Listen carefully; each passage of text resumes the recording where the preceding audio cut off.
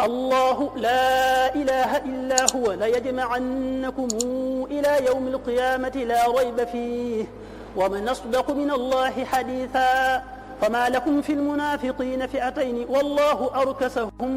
بما كسبوا أتريدون أن تهدوا من ضل الله ومن يضلل الله فلن تجد له سبيلا ودوا لو تكفرون كما كفروا فتكونون سواء فلا تتخذوا منهم أولياء حتى يهاجروا في سبيل الله فإن تولوا فخذوهم وقتلوهم حيث وجدتموهم ولا تتخذوا منهم وليا ولا نصيرا إلا الذين يصلون إلى قوم بينكم وبينهم ميثاق أو جاءوكم حصلت صدورهم أن يقاتلوكم أو يقاتلوا قومهم ولو شاء الله لسلطهم عليكم فلقاتلوكم فإن اعتزلوكم فلم يقاتلوكم وألقوا إليكم السلام فما جعل الله لكم عليهم سبيلا ستجدون آخرين يريدون أن يامنوكم ويامنوا قومهم كلما ردوا إلى الفتنة أركسوا فيها فإن لم يعتزلوكم ويلقوا إليكم السلام ويكفوا أيديهم فخذوهم وقتلوهم حيث ثقفتموهم وأولئكم جعلنا لكم عليهم سلطانا مبينا وما كان لمؤمن أن يقتل مؤمنا إلا خطأ ومن قتل مؤمنا خطأ فتحرير رقبة مؤمنة ودية مسلمة إلى أهله إلا أن يصدقوا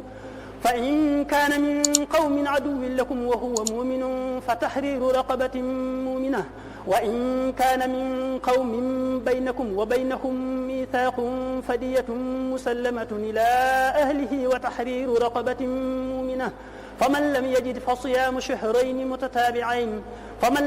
فصيام شهرين متتابعين توبة من الله وكان الله عليما حكيما ومن يقتل مؤمنا متعمدا فجزاؤه جهنم خالدا فيها وغضب الله عليه ولعنه وأعد له عذابا عظيما يا أيها الذين آمنوا إذا ضربتم في سبيل الله فتبينوا ولا تقولوا لمن ألقى إليكم السلام لست مؤمنا تبتغون عرض الحياة الدنيا فعند الله مغانم كثيرة كذلك كنتم من قبل فمن الله عليكم فتبينوا إن الله كان بما تعملون خبيرا لا يستوي القاعدون من المؤمنين غير أولي الضرر والمجاهدون في سبيل الله بأموالهم وأنفسهم فضل الله المجاهدين بأموالهم وأنفسهم على القاعدين درجة وكلا وعد الله الحسنى وفضل الله المجاهدين على القاعدين أجرا عظيما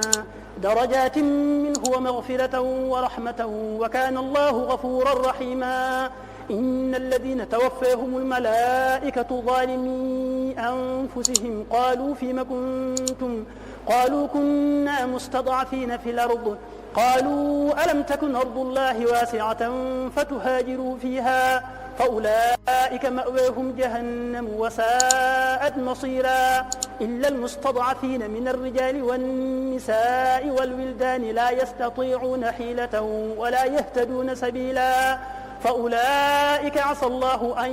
يعفو عنهم وكان الله عفوا غفورا